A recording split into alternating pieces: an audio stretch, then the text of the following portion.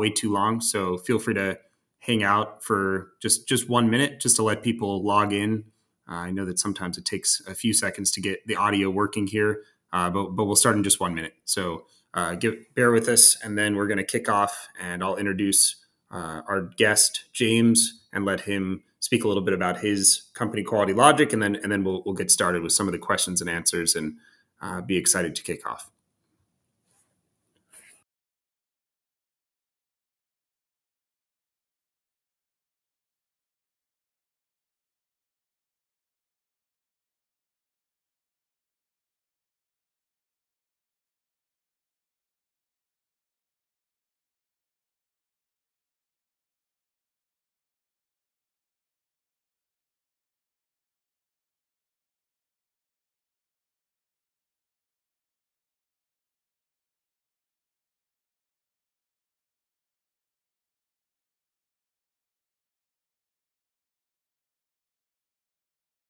To a webinar today hosted between myself representing Codibly and James, who's representing QualityLogic. I'll have him introduce himself in just a moment. But just to get started, we're going to talk a little bit about the IEEE 2030.5 standard and some insights that we both have from our expertise and experience working with the standard, what we've seen clients both succeeding and having challenges with, and more generally thinking about the standard, some considerations as you're thinking about implementing it and achieving certification for certain programs that you may be looking to enter or participate in, and just generally how we see the evolution of the standard.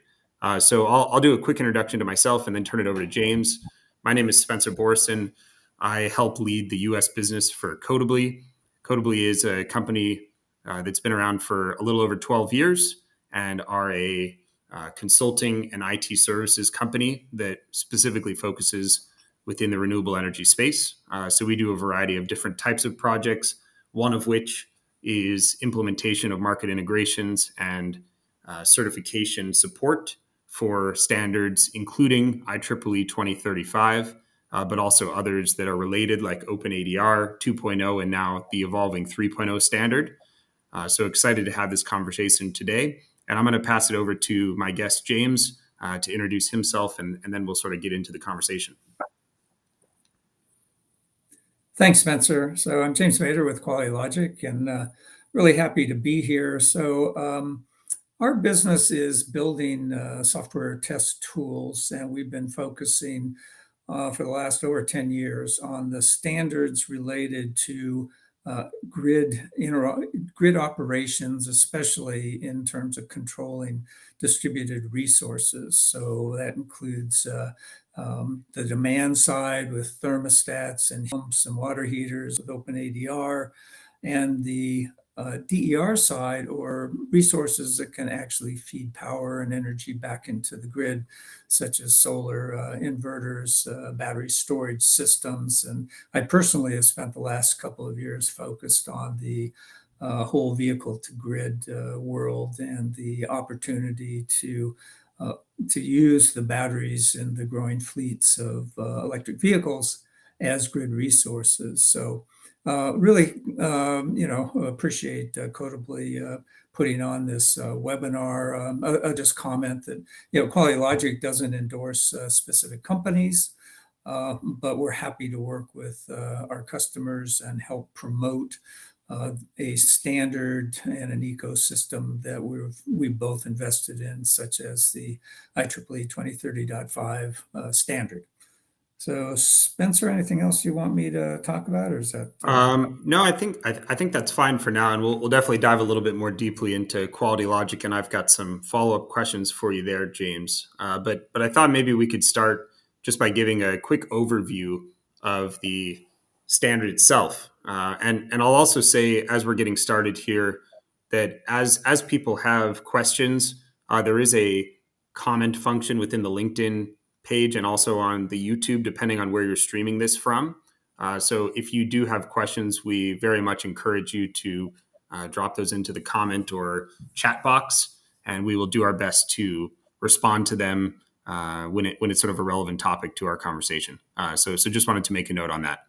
So So here you can see we've got a very basic timeline. I'm not going to dive too deeply into the detail because I imagine most of the folks on this call have some level of an understanding of IEEE 2035, but definitely want to give a quick crash course for those that may not or don't have quite as deep an understanding. So basically, the standard has been evolving, and I'm sure James can also speak to this quite significantly as well with his experience.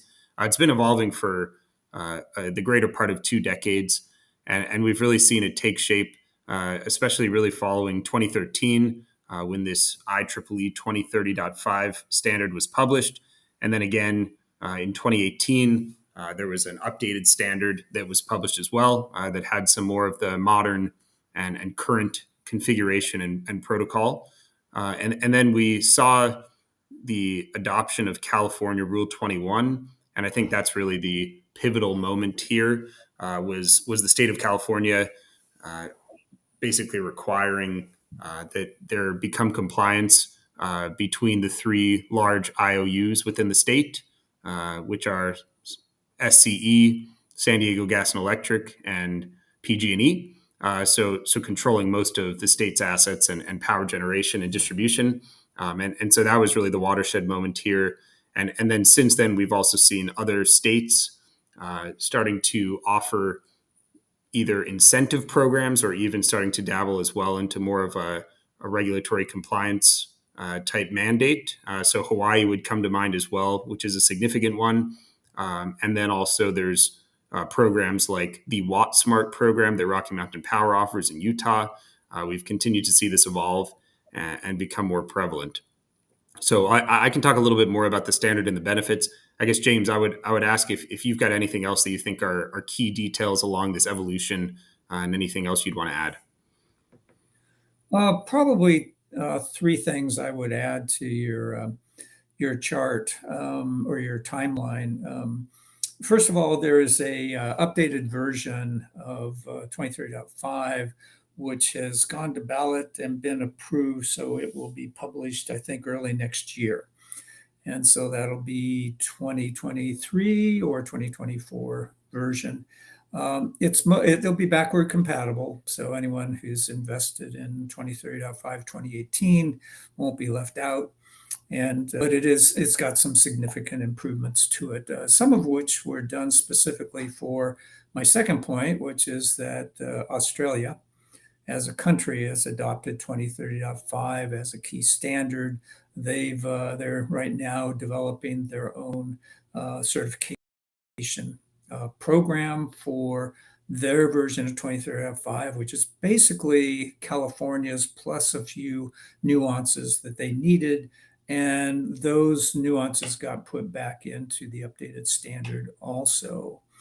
The third thing that I'll comment is that one of the most important milestones for 2030.5 was inclusion in the last version of IEEE 1547, which was published in 2018 and the test spec published in 2020.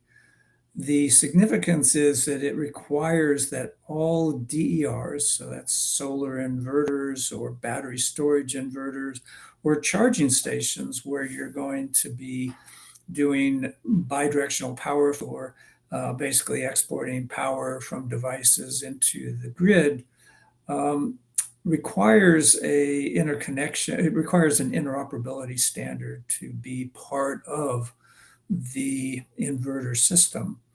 And that could be one of three standards, IEEE 2030.5, Sunspec Modbus, or DMP3.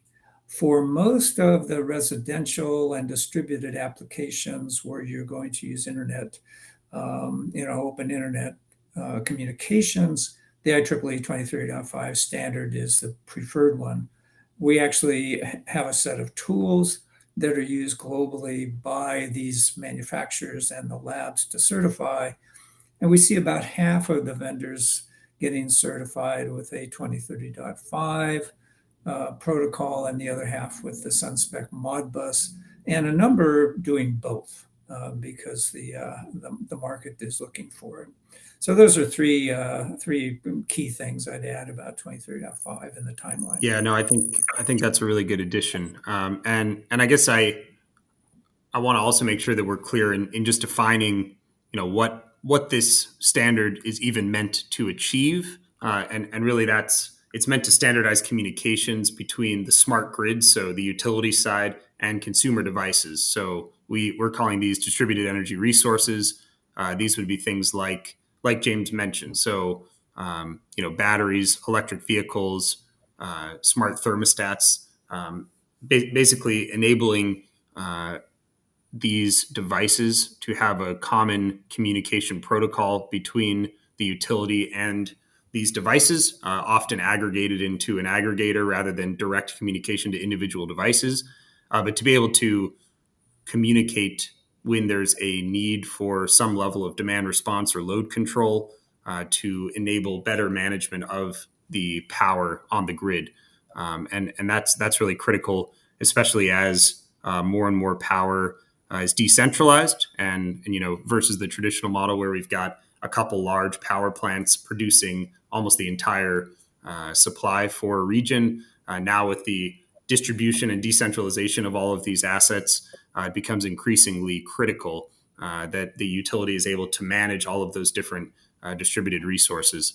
And so these protocols enable them to better manage them and have near real time control over some of these when there is a demand shock or something like that, or they need to manage frequency on the grid or something like that as well.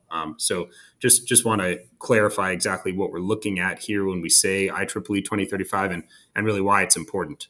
And I guess there I'll pause as well. James, anything else that you would add in terms of why we say that this is really important and why we even want to sit here on this call and talk about it? Are you going to talk a little bit about the structure of 2030.5 and the goals of the protocol? I'm happy to let you take the first stab at it, and I can add in if you'd like to do that. So let me share something from one of our training. Let's see if I do this. So one of the things we do, we train teams all over the world who are implementing 2030.5. And one of the things we do is try to help people understand that the standard was designed, as Spencer said, for managing devices in a residence. That was the initial thing. So it knows all about things like water heaters and refrigerators, and it happens to also know about things like solar inverters and battery storage systems.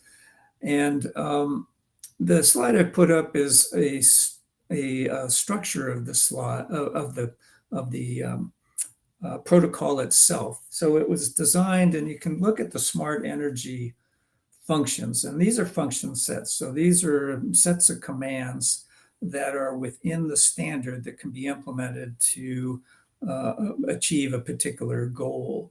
And so you can see this first one is demand response load control. So and that's where we initially started working with this standard, was doing demand response, primarily in Korea, which was doing a lot of work there. Also metering, so you can measure how much power is being used. Mirrored metering is another part of that. So the one that's been used most is the DER program. So that's where you're communicating with solar inverters, and that's designed for that, but also battery storage or others. And you're getting down into the weeds of how are those things actually programmed to meet the grid requirements as specified in IEEE 1547. But you can also do messaging, billing, prepayment. Flow reservation is an interesting one because that was designed specifically to manage charging. So you want to reserve a slot and a charging station to flow some power into your electric vehicle. So that's part of the standard. And then pricing, so you can actually send prices. The rest of the stuff is all things that enable all of this to happen in a secure way. Security is a key part of what's built in. We use TLS 1.2. And so, it's a very rich standard. One of the challenges of a rich standard like this, and I'll just make another comment, is that you don't really want to implement all of it. And so there's something called common smart inverter profile that the Californians came up with and said, so the only thing we want to do is manage solar inverters, right? Or battery storage systems. All we want to do is communicate with them. We don't care about pricing. We don't care about flow reservation. We don't care about messaging or billing. All we want to do is talk to these inverters about their settings, and there are a whole bunch of settings in the DER program area. And so what the Californians did with industry was to build a profile, which is, okay, what of all these things need to actually be implemented in order to have a functioning, working 2030.5 stack that accomplishes what we want, the narrow definition of DER management. So it actually includes a lot of this stuff, but in the smart energy, it really only includes the metering and the DER program. And so once that's implemented, then you can build a much more focused testing and certification program and the tools to do it, which is how we're involved in this. So we took the industry testing and we helped write it, actually, the test spec, and we turned them into tools that are used globally for doing certification to that standard. So hopefully that helps you understand a little bit more about the standard itself. And of course, there's a whole bunch more to it. Yeah, no, I think that's very good clarification. And James, I guess I'm curious, when you're looking at this new standard that you mentioned, sort of either going to be the 2023 or 2024 version, do you have any sense of how any of that might change, or where the major changes are coming from within that general outline that you provided? Yeah, we're part of the group that did it. Yeah, I can't, and so I'm not. I'd have to pull it up and look at the specifics. Some of the main things dealt with is one of the major features in managing DERs. So you think about Southern California Edison, or PG&E, with 5 million customers each with meters, right? And you think about trying to manage DERs in some portion of those. Say that 1 million of your customers have some sort of DER that can input power back into the grid. How are you going to manage 1 million devices, right, as a utility? Well, one part of that is to divide them up into logical groups. And so we implemented a grouping mechanism within the CSIP, but it's a little bit of a kludge because it wasn't really written into the original standard with this idea. The idea was you were going to, in a home, you were going to talk to a meter, or you were going to talk to a refrigerator, or one device, and you weren't thinking about, gee, we're going to talk to 100 or 1,000 or 100,000 specific devices. But we created a way of doing that, and that's one thing that's been improved. So the whole model for how to do group management has been addressed and improved in the new in the updated standard. So that's one of the things. There are a number of others, a lot of fixes to issues that came up while we actually were implementing and certifying products. Okay, great. No, that's all helpful. And I guess I would turn us slightly then towards just understanding a little bit more about QualityLogic. I know you alluded to it in some ways with helping to develop some of the standards and then developing the test tools. I know that we've had conversations in the past, but thought it would be helpful if you want to give just a little bit more detail in terms of the range of services that QualityLogic provides, and then also I know that you have a relationship with SunSpec as it relates to the CSIP certification program. I would be curious, to hear a little bit about that as well. Yeah, so we view our business as being, we don't make the standards, although we've been doing more of that lately, at least I have. We're focused on how do you implement the standards with a group of vendors so that you have an interoperable ecosystem. Our goal is to help ecosystems get to plug and play. So, and that takes a lot of work. So we actually understand a lot of that back end process. I've been giving talks for years on how do you get to a interoperable ecosystem. And a lot of people say, hey, we've got the standard, we're done, right? Oh no, you're not close to done. And so, oh, well, we've got a test specification. We're done. No, we're not done. Now people have to use it and have to actually go to labs and get certified to that standard. Great. Now we got everybody certified. It should all be plug and play, right? No, that's, there's one more key step, which is the certification only means that you conform to the parts of the standard that the group that built the certification program thinks are important to conform to. But it can't address, it cannot address the tens of thousands of different permutations of how a standard gets used and how the messages get passed back and forth. So now you got to actually get the vendors together and do interoperability testing. And you get in the field and you find out you've got little nuances, different interpretations. And so our focus is that whole back end of, okay, we got the standard. Now, how do we get a good test specification? We write that if it's not available.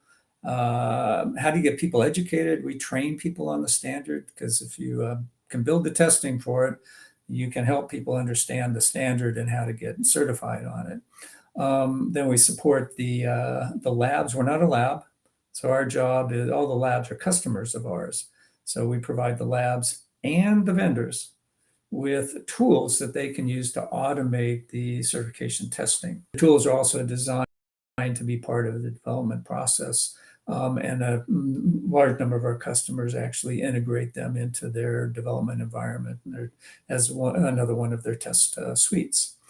And so, that's our focus. And we've been, and like I say, we've been very focused on the integration of distributed energy resources into grid operations. So all the DERMS vendors, the DER management system vendors, are customers of ours because they have to communicate using these standards. And then the aggregators are in the middle. They communicate using the standards, so they're our customers.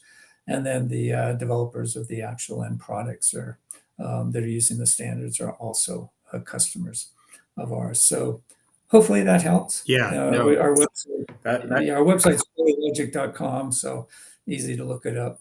And I guess one question. So I mean, I'll talk a little bit about how Codibly typically interacts within this standard, but curious, in terms of the life cycle of understanding the standard itself, which can be, pretty challenging at times, depending on your level of complexity within the organization and your familiarity with these types of standards and the language within them. Starting at that point to actually developing the solution and making the necessary software updates that you need to conform with the standard protocol and the and with that regulation to going through the testing and certification. I guess I'm curious how QualityLogic plugs into those different steps. And I know that you do some training at the beginning. When do you plug back in after that training and as they're going through the process, and how do you guys help them complete the certification? So it depends on the customer. So the first thing we do, we get contacted by companies from all over the world saying, "Hey, we've got to implement 2030.5. How can you help us?" So the answer, our first suggestion is, well, take our training. It's 2 days in person, and we do a lot of in-person training around the world, or it's 3 days virtual. And that's very valuable. We save a lot of time because the spec is quite long, and waiting through it and figuring out, so what do I have to do? And what does this mean and stuff? We shortcut a lot of that. And, we do training. It includes what is the standard, what are the details of the standard, and then how do you actually implement it to get certified. And so our focus has been specifically on the DER implementation of it, because that's primarily what people are doing around the world. And so that's the first thing to do. And then the second thing is that we recommend people get our tools. And the tools we've got two sets of tools around 2030.5. One set is what we call ad hoc, which are intended to be test tools. So say you're developing a client. Okay, well, now I've got part of it developed. Now, what am I going to test it against? I need a server to test it against. So we have a tool which acts as a server, and it's a correct server, or you can think of it as golden reference implementation. It's designed specifically to act as the test system that you're trying to see if did I implement this function or that function correctly, and is it doing the right thing. And then when you start getting towards the need to do certification, we have a set of tools which implement the actual certification tests that are defined by whichever entity has defined it, Australia or California, or if somebody else ends up defining one. We've implemented those in our tools, and so they're the same tools that the labs use to do the test automation to verify you've done things correctly. So if you include those as part of your pre-certification testing, we call it, and you pass it all, then it should be easy sailing when you get to the lab. For companies with larger systems that do witness testing, the labs are pretty happy if you've got the QualityLogic tools, because they know them and they know what to expect.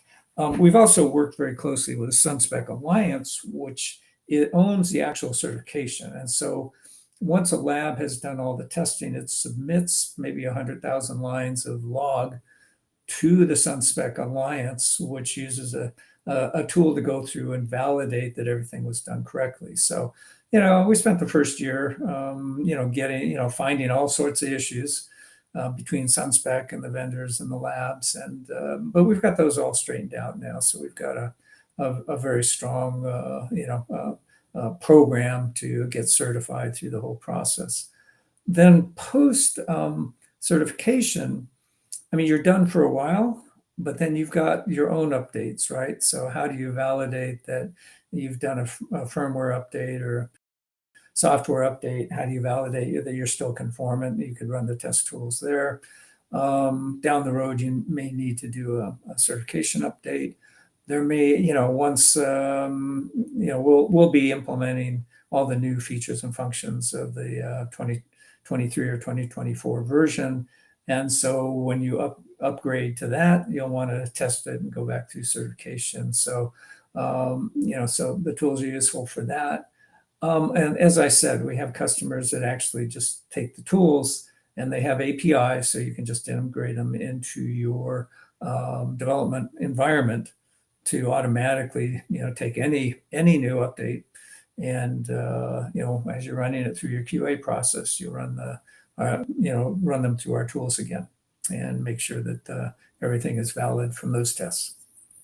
So does that help? Great. And yeah, no, that's we provide provide technical support along the way. So awesome. Yeah, no, that's great, and I think it actually plays nicely into what Codibly does. So maybe I'll spend a few minutes just describing a little bit about how we're typically helping clients with something similar. And the QualityLogic test tools have definitely come in handy with some of our projects recently as well. So we are more of a expert consultancy, but also have a software development team based in Poland of around 200 folks. So can do both the understanding of the standard and I guess maybe not quite as formal as the training process that it sounds like you're describing here, James, but certainly helping to understand the standard with our clients. And then we'll actually be the ones who can deliver on the development work needed to build the system needed to actually pass those tests.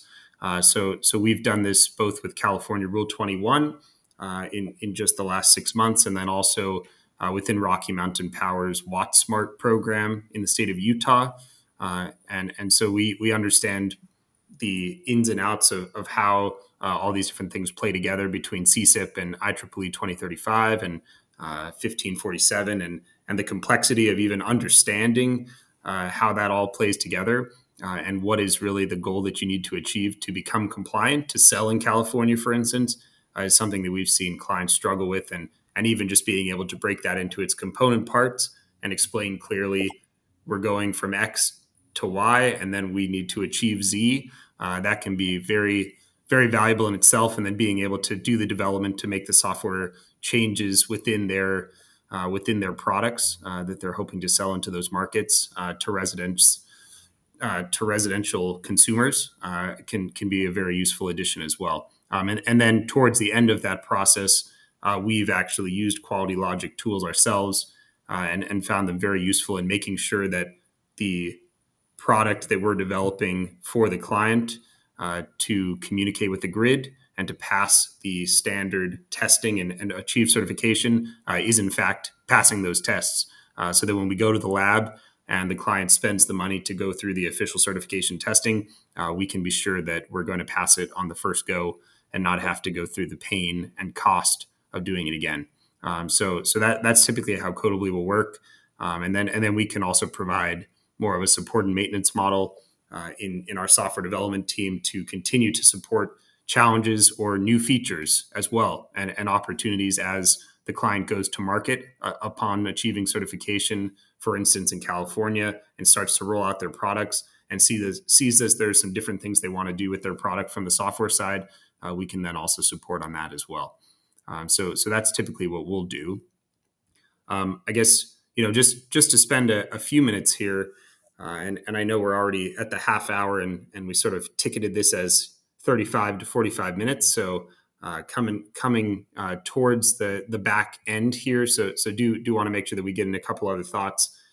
James, I wanted to talk a little bit about some of the I guess lessons learned. Maybe I would put it. Maybe challenges would be a different way to say it that you've seen with clients, and maybe I can kick off with a couple that we've seen on our side as they're trying to navigate this full ecosystem of standards and protocols. And like I said, the first one is really just understanding what needs to be done when you're looking between CSIP and IEEE 2035, 1547, UL 1741, SB. There's a lot of complexity, and being able, like I said, to break it into the component parts and understand what's the process, which functionality qualifies in CSIP, and what's the focus there versus the broader standard in 2030.5, for instance.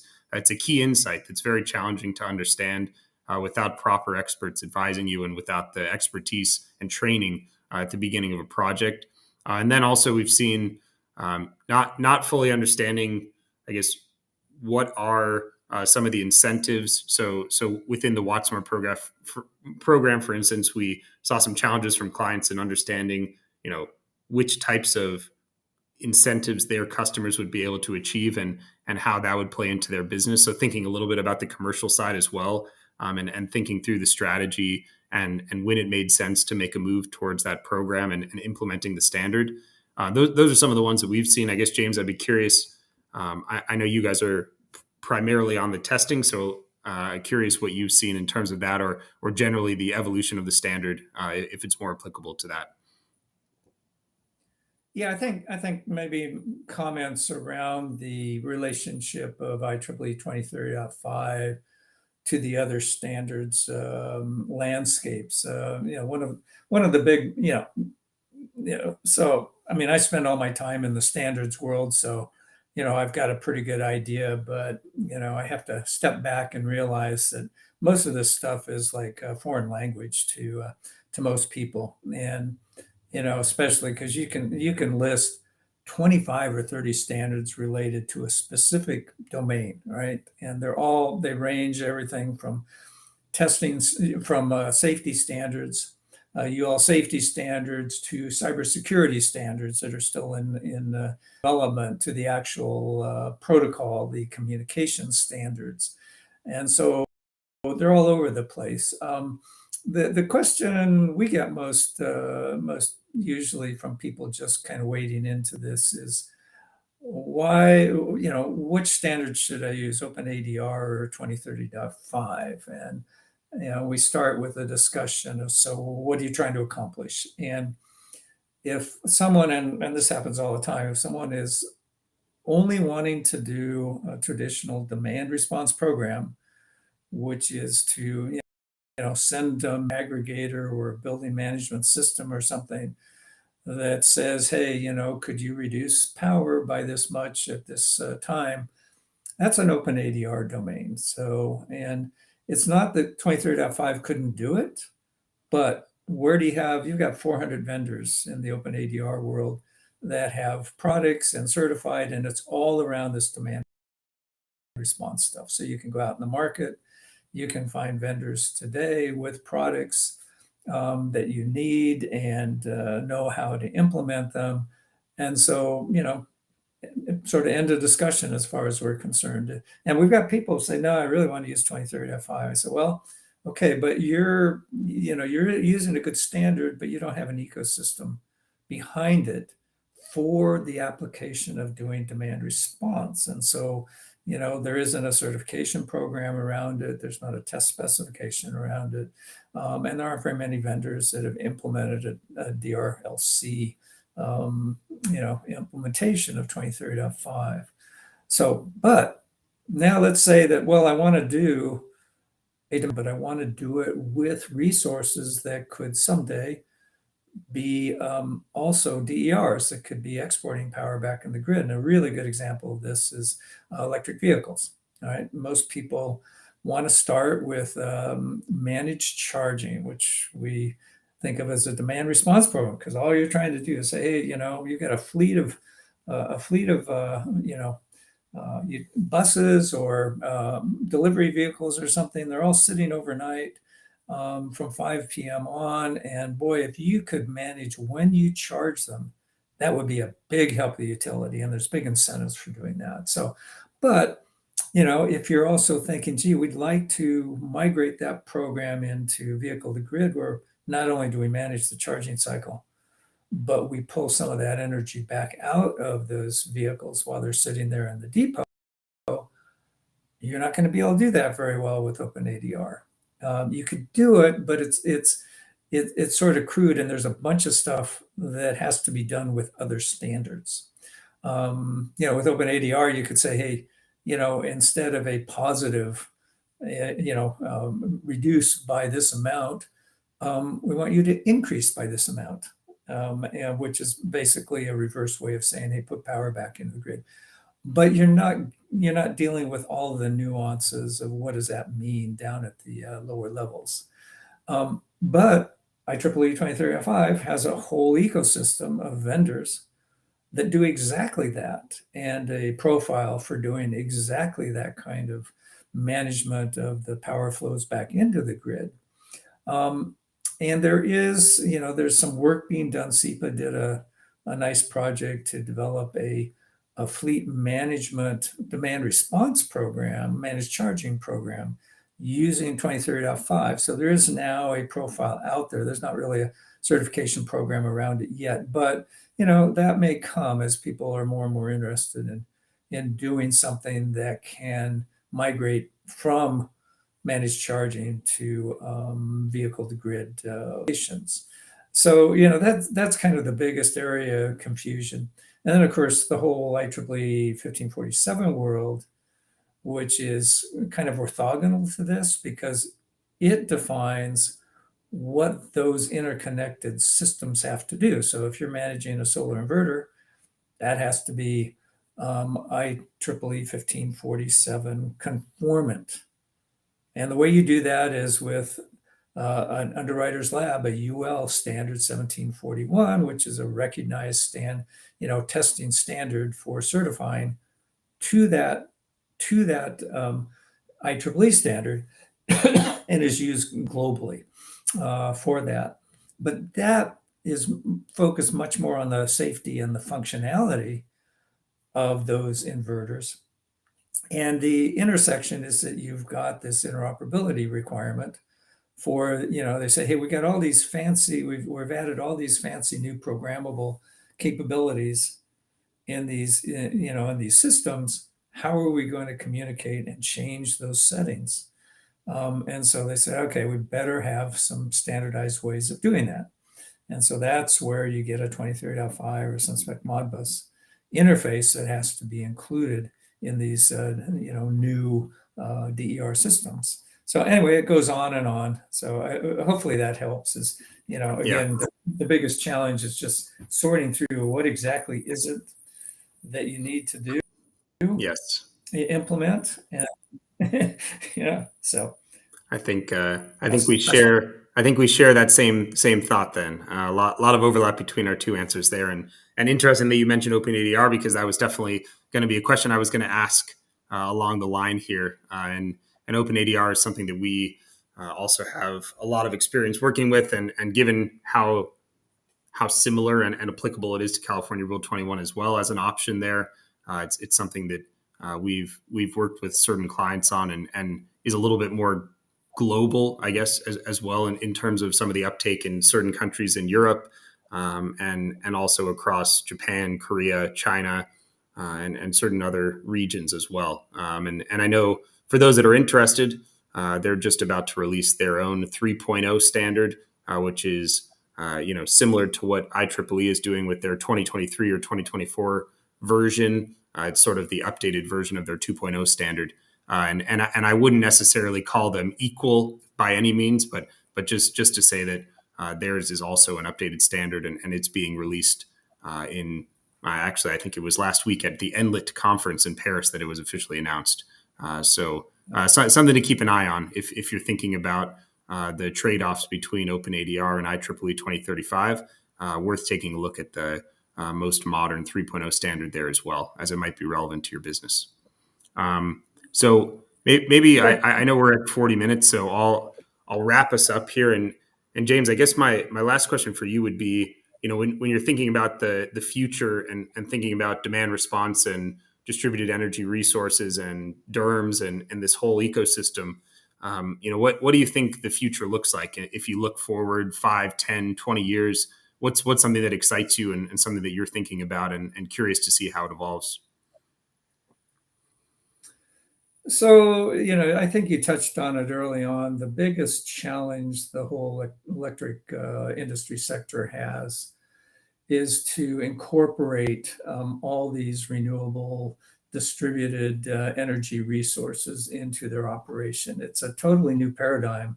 It's so much easier to have a nuclear power plant, or a big coal-fired power plant as a baseload generator. That just makes life really easy. All you have to do is, tell it, how much power do I need each hour, and then distribute that. As you move away from that model of plants, you get big solar and wind farms, but they have their own nuances in terms of the variability of their outputs.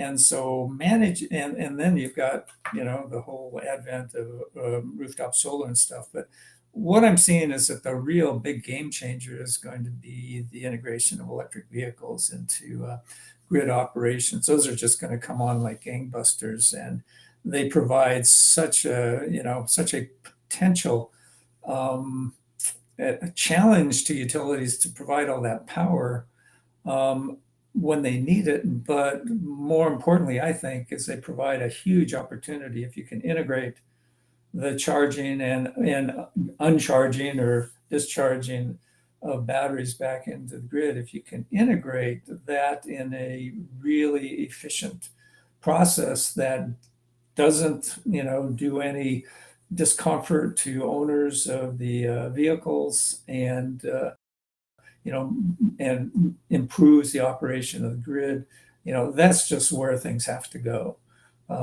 in my view. And because that's going to be the, rooftop solar, there's a certain limitation and a certain pattern to that. But the transportation, electrification side is just happening so fast, and it's such a huge impact on the whole electric system that that's where there's a great opportunity. So then you start looking from a standard standpoint, what happens there. And I could go. I do hours of training on the whole integration of EVs into grid operations, which is just an emerging field right now.